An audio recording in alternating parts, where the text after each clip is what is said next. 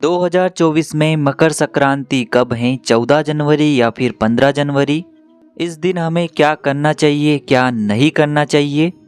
5 कनेर के फूल वाला उपाय कैसे करें? यह सभी जानकारी हम इस वीडियो में आगे बताने वाले हैं। नमस्कार दोस्तों, स्वागत है आप सभी का एक बार फिर से शिव की महिमा चैनल पर। देखिए दोस्तों, मकर संक्रांति का पर्व कुछ ही दिनों में आने वाला है, लेकिन दोस्तों आप सभी के दिमाग में एक संशय बना हुआ है कि मकर संक्रांति 14 जनवरी को है या फिर 15 जनवरी को है। इसी के साथ हमें मकर संक्रांति के दिन कौन से ऐसे कार्य करने चाहिए जिससे हमें भगवान की कृपा प्राप्त हो सके, और कौन से ऐसे कार्य हैं जिन्हें हमें नहीं करना चाहिए, नहीं तो हमें जीवन में दुख और संकटों को झेलना पड़ेगा। साथ ही साथ आपको इस वीडियो में मकर संक्रांति पर किए जाने वाले कुछ अचूक उपाय भी बताने वाले हैं। तो चलिए दोस्तों, जान लेते हैं सबसे पहले कि मकर संक्रांति किस दिन मनाई जाएगी और मकर संक्रांति का महत्व क्या होता है।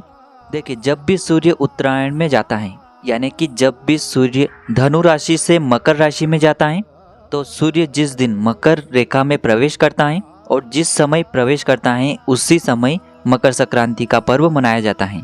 तो देखिए दोस्तों, इस बार मकर संक्रांति 15 जनवरी को है, जो कि सोमवार के दिन है।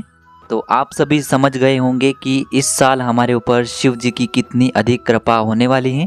तो देखिए, इस बार सूर्य का प्रवेश मध्य रात्रि में 15 जनवरी को 2:54 पर धनु राशि से मकर राशि में होने वाला है। इसीलिए इस बार की मकर संक्रांति 15 जनवरी को मनाई जाने वाली है। तो देखिए, इस बार की जो मकर संक्रांति है वह 15 जनवरी को सोमवार के दिन मनाई जाएगी। तो इस बार की जो मकर संक्रांति है वह 15 जनवरी 2024 को पड़ने वाली है। अब देखिए, इसी दिन एक शुभ तिथि पड़ रही है, यानी कि पंचमी की तिथि भी पड़ रही है। तो इस दिन बहुत ही शुभ योगों का निर्माण हो रहा है।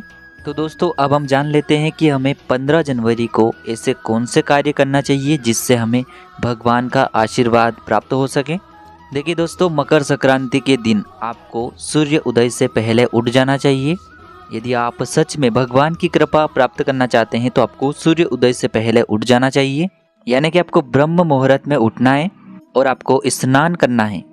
देखिए, इस दिन स्नान करने का विशेष महत्व होता है।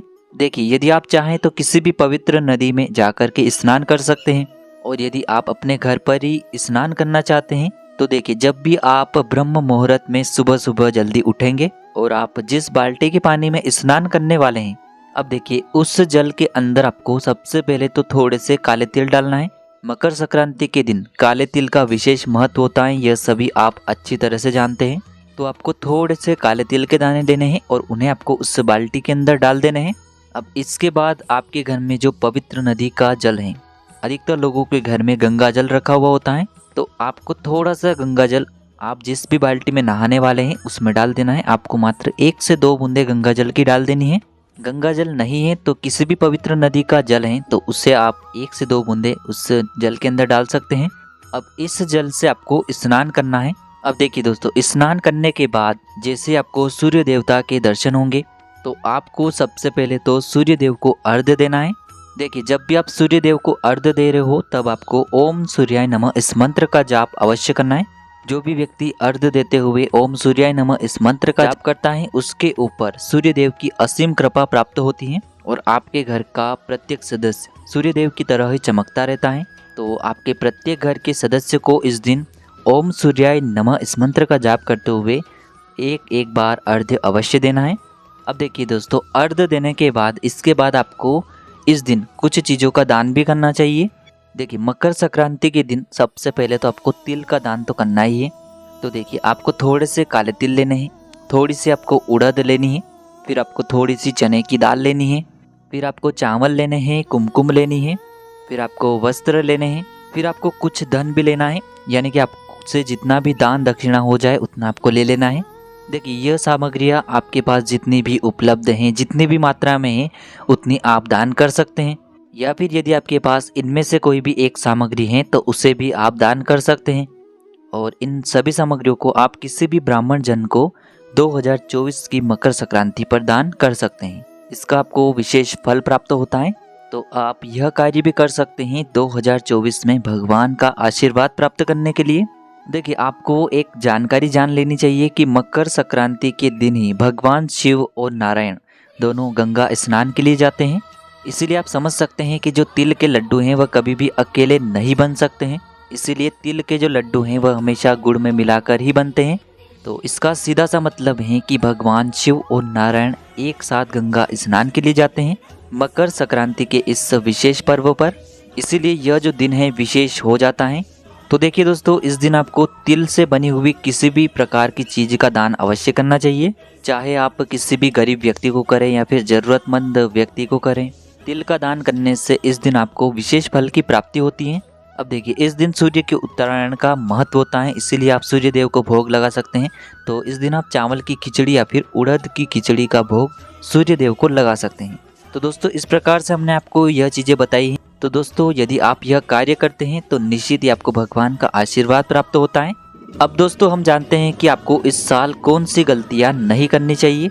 तो दोस्तों, इस दिन आपको कुछ कार्यों को भूलकर भी नहीं करना चाहिए, नहीं तो आपके ऊपर इसका उल्टा प्रभाव पड़ेगा और आपके जीवन में दुख और समस्या लगातार बनी रहेगी।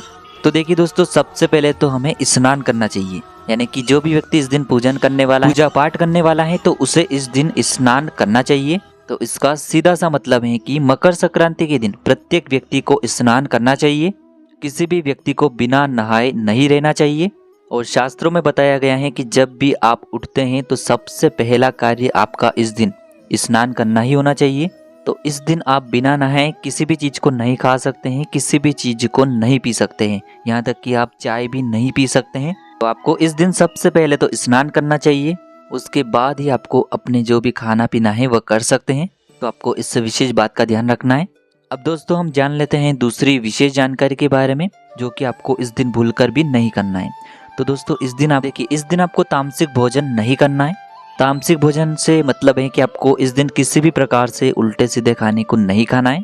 और तामसिक भोजन के अंतर्गत इस दिन प्याज और लहसुन भी आता है। तो हो सके तो आपको इस दिन प्याज और लहसुन को नहीं खाना है और भूलकर भी आपको तामसिक भोजन तो नहीं खाना है। तो इस बात का आपको विशेषकर ध्यान रखना है। और दोस्तों, इस दिन आपको तिल के लड्डू अवश्य बनाने हैं। तिल और गुड़ के लड्डू आपको इस दिन विशेष बनाने हैं, क्योंकि इस दिन तिल और गुड़ के लड्डू आपके जीवन में विशेष प्रभाव डालने वाले हैं। तो आपको इस दिन तिल और गुड़ के लड्डू अवश्य बनाने हैं। अब दोस्तों, इस दिन आपको सूर्यास्त के बाद भोजन नहीं करना है, यानी कि रात्रि में आपको भोजन नहीं करना है। तो दोस्तों, इस दिन आप सूर्य अस्त से पहले ही भोजन कर लें। सूर्यास्त के बाद आपको भोजन नहीं करना चाहिए। केवल आपको मकर संक्रांति के दिन सूर्यास्त के बाद भोजन नहीं करना है। तो हमने दोस्तों आपको मकर संक्रांति के कुछ नियम बता दिए हैं जिनका आपको पालन करना चाहिए। अब दोस्तों, हम जान लेते हैं मकर संक्रांति के दिन किए जाने वाले उपायों के बारे में, जो कि गुरुदेव ने अपनी कथा के दौरान बताए हैं। देखिए, हम एक उपाय जानने वाले हैं, और यदि यह एक उपाय जो भी व्यक्ति इस मकर संक्रांति पर कर लेता है, उसकी किस्मत की रेखाएं और भाग्य की रेखाएं चमक जाती हैं।